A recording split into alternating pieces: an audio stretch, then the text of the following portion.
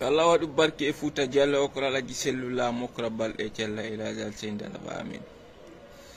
Petit soldat Mamadi Doumbouya go dogi ko lawik go maɓɓe wonno kun karesibde kun hanki karesi kun hanki CNRD, c'est à dire karesi ɗo o karesi ɓe ha o ƴetti jungo ngon o ukki kad wukketake ka boɓe maɓɓe hankin, c'est à dire o karesi CNRD o ukki hondu ɗum ka boɓe maɓɓe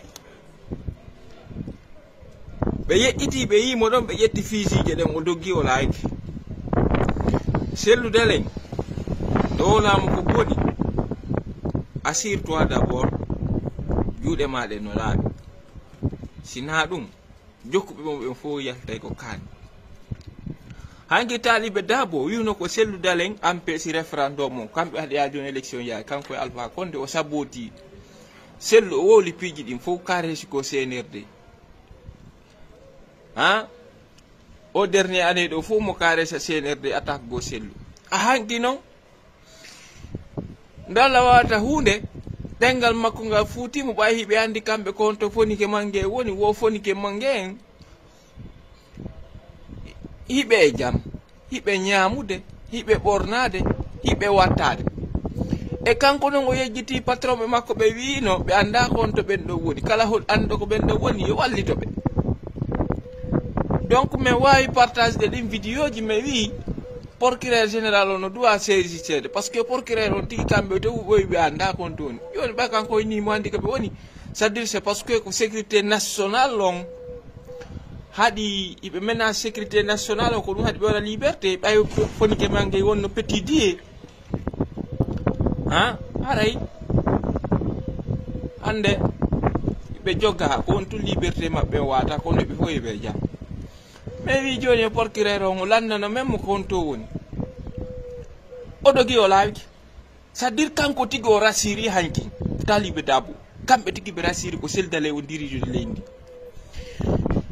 o parce que c'est à dire s'il reconnaît Cellou Dalein c'est un homme d'état, ça lui rien ne va au pays. o wi wo fo FNDC ko Cellou Dalein ɓay Cellou Dalein yite FNDC n'a rien. C'est-à-dire vous-même, vous rassurez que Cellou Dalein, c'est à Cellou Dalein qui a donné Mamadi Doumbouya le pouvoir.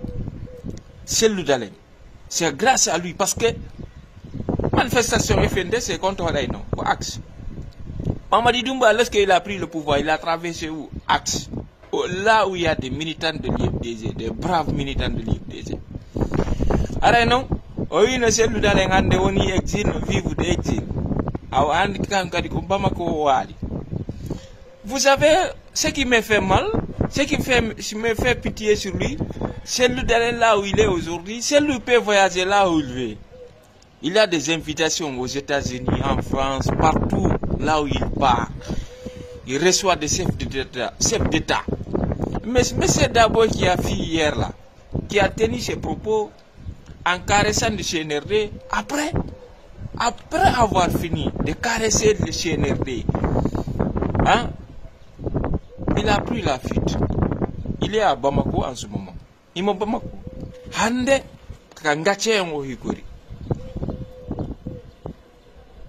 il est devenu petit junior de Cellou Dalein alors. Et la justice de tout puissant Allah, ça va vous frapper un œil. La justice de tout puissant. Celui qui s'attaque à Cellou Dalein s'attaque à tout puissant Allah. Parce que ce monsieur, c'est un homme de Dieu. Ce monsieur, c'est un croyant. Qu'on est au yiɗuɗo dina yiɗi Allah subhanahu wa ta'ala on yiɗi leydi mundin Guinée fof no, c'est-à-dire Allah on no andi ɗum ɗon kala fijirɗo mo kala ariɗo miiji ukkoto e makko Allah ittay ko ukko e makko. Voilà les résultats aujourd'hui. Talibé Dabé, son petit café aujourd'hui, c'est pas à Cancan, c'est à Bamako. Nous demandons aux autorités Bamako, Assimi Gota, nous avons